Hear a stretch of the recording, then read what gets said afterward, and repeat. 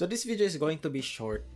Hindi ko nga masabing video kasi sa simula lang yung video. This is going to be parang audio. Ganon. This is just me, my thoughts, sharing it to the world, sa Void, or kung saan man, sa Barangay Breakdown. Ewan ko kung makakatapak to ng FB. Anyway, I'll try to keep it short and concise, short and sweet. And alam ko na galing sa Panalo Ginebra. And itong i-share kong thoughts, ito lang naman yung napapansin ko in my opinion, sa observation ko. And maybe pagdating ng panahon, mali pala ako or tama pala, I don't know, hindi natin alam. Pero ito lang yung thoughts ko ngayon. Gusto ko siya i-document, gusto ko siya i-share. Hindi naman sa nanghihingi ako ng validation na parang, oh ayos, kami din, ganyan din nakikita namin. Hindi naman sa ganun, pero you know, gusto ko lang din i-share kasi honestly, as a content creator, alam mo yung, okay, I've been doing this for 8 years na nga, 8 years na, and na-train ko na yung utak ko to create something out of nothing. Kung boring man yung laro, nagagawan ko siya ng way or nakahanapan ko siya ng angle to make it a little bit more interesting naman, di ba? Like, I've done it for ilang years na. Pero for some reason, itong Ginebra team na to, and even last conference or even, you know, ilang conferences na, I feel like this Ginebra team is so uninteresting. Parang, they don't have it. Whatever it is. Parang may kulang. Parang may ewan ko, parang may void sa Ginebra team na to na may kulang. Na kumbaga, walang seasoning. Kumbaga, giniling na siya na walang seasoning. It's just giniling. And I feel like a lot of people are noticing it too. And nire-refer nila as parang walang puso, walang NSD. And na-mention ko na rin naman before yon, so hindi na ako babalik na sa topic na yon, yung NSD. Alam naman natin lahat na itong Ginebra na to, it's not NSD anymore. It's all about the triangle offense. It's all about the system. Kahit na hindi bagay, it's not going away. But even if the team, meron silang RJ Abarientos, a very dynamic guard, kailangan niya mag-cater to the offense. Diba? Masisermonan kapag too flashy or too creative with it. Even si Jamie Malonzo, yes, he's struggling, pero at the same time, diba, he gets punished kapag medyo nagwawala ng onte, which is, you know, yung mga ganong moment kasi, I think it adds character sa team. Like kasi RJ, you know, RJ, kung mas free siya maglaro, I think the team is going to be more interesting. Kasi nakikita natin yung players na naglalaro ng basketball, enjoying the game. And I feel like ito yung isa sa reasons kung bakit parang napaka-uninteresting ng Ginebra team ito. Kasi pag nakikita ko sila, alam mo sa 2K, magsisimulate ka lang, or sa ibang video games, yung i-autoplay mo lang yung game. Like, kumari, for example, let's say, for example, basketball, okay? NBA Live Mobile, kunyari, ganun. Nilaro ko to dati. Makikita mo yung mga characters, di ba? Pwede mo kontrolin. Pero pag tinagal mo yung switch na pwede mo siyang i-autoplay, mag-isa siyang gagalaw. Parang ganun ako pag nanonood ng Ginebra. Parang I feel like they're just, you know, auto-playing their offense. Para silang, going through the motions. They're not playing with purpose. And even if they do, parang it's so vanilla. It's so boring. Hindi siya boring na 2014 Spurs. Kasi 2014 Spurs, very endearing sila. Boring, pero yes, very endearing. Diba, meron kang Boris Diaw, na parang hindi mo alam, napaka-unexpected. You have Tony Parker, very dynamic guard, na hindi rin naman nililimit ng offense. They had Manu Ginobili, diba, sixth man, na very dynamic. Tim Duncan, Mr. Fundamentals, very, you know, nakakatuwa panoorin when he operates in the mid-post.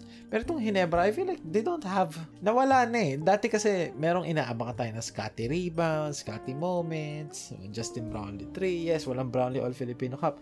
Pero even if nung mga nagsa-champion sila, may mga moments si Sistan, may mga L.A. Tenorio moments, may mga pambansang reverse, L.A. Tenorio, alley-oop to Japet Aguilar, etc.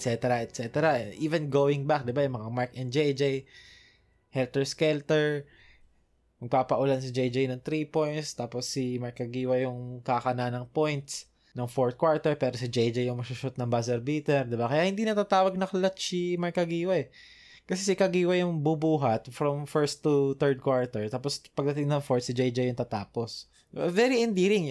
May Ronald Tubid, Ahit Pogito, magtatakbong mayaman, takbong pogi. Diba? May mga ganun. JC Intal, 360 dunk, Yakult triple. Alex Crisano, diba? Even si Billy Mamaril, yung shorts niya na hindi pantay. Alam mo yun, very endearing. Even yung mga Mac Barakael na, diba? Na parang very unathletic wing, pero grabe yung defense for some reason. Si Chris Ellis, inaabangan mo yun, dunk sa top 5 pa every weekend. Very endearing. Pero itong Ginebra, parang walang kahit na anong, I don't know, ayoko mag-rant pero parang walang kahit na ano sa Ginebra na to. It's not interesting.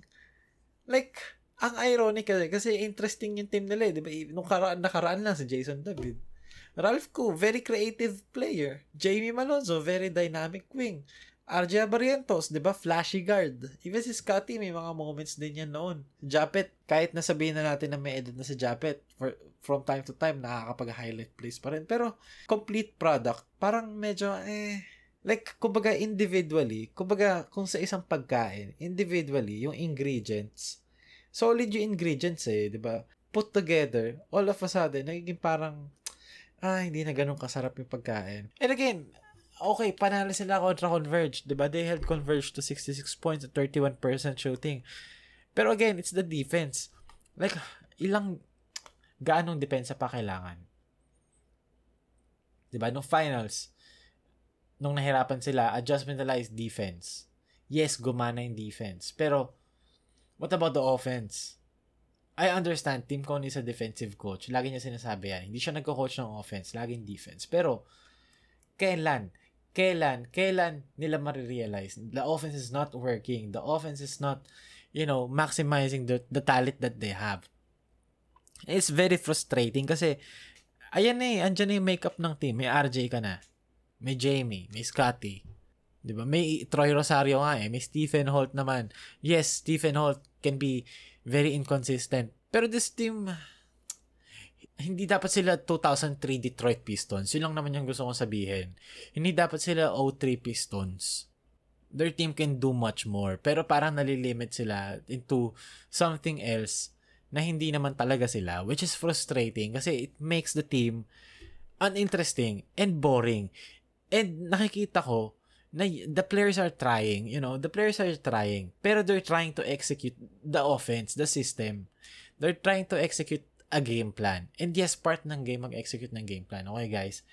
Part talaga ng game yon. You have to execute your game plan. Pero, question, is the game plan favoring the players? I don't think so. I feel like the game plan is favoring the coaching staff and not the players. I think there has to be a balance, no? Parang, yes, it works, or it worked before, pero you also have to understand what the players need and what the players can do. Kasi it's very frustrating to watch. RJ Barrientos, di ba? Makikita mo, instead na transition attack na, i-hold pa yung offense. O tara, set tayo ng play. Is that RJ? And yes, I understand. Part ng growth yun, ng isang player, ng isang point guard. Pero, from time to time, you have to let your players go. Yun lang naman. Kaya parang ang uninteresting ng Ginebra. Parang walang nangyayari kasi every time na manonood ako, para ako nanonood ng simulation, para ako nanonood ng automated AI na hindi ko maintindihan, na parang, basang-basa ko na yung gagawin nila, para pass to the wing, may mag-fill ng poste, papasa sa poste, magka-cut through, may aangat sa gitna, 15 feet, or pupunta sila sa pass to the top, magpi-pinch post, pag wala, ganito, ganyan. Like, alam mo yun, it's not interesting. And it's not Ginebra. Yun parang napapwersa ako manood ng Alaska Aces instead of Ginebra, which is very, okay, when it works, it works. Pero, even if it works, parang medyo, okay. Hindi ko ma-articulate ng maayos, pero parang ganun yung nararamdaman ko, na parang may kulang. And it's not hindi to player, hindi to talent. Kasi talent overload na yan talented na tong team na to. Pero yung kulang, it's not about the players that they have. It's not about the coaching staff. I think it's about the spirit, which is very ironic. Kasi Ginebra kayo. Ginebra sila. So yun lang naman. Ayoko to maging rant. Maybe naging rant na. Pero yun lang naman yung akin. I feel like this Ginebra team is very uninteresting. Hindi nga boring eh. Like, wala talaga eh.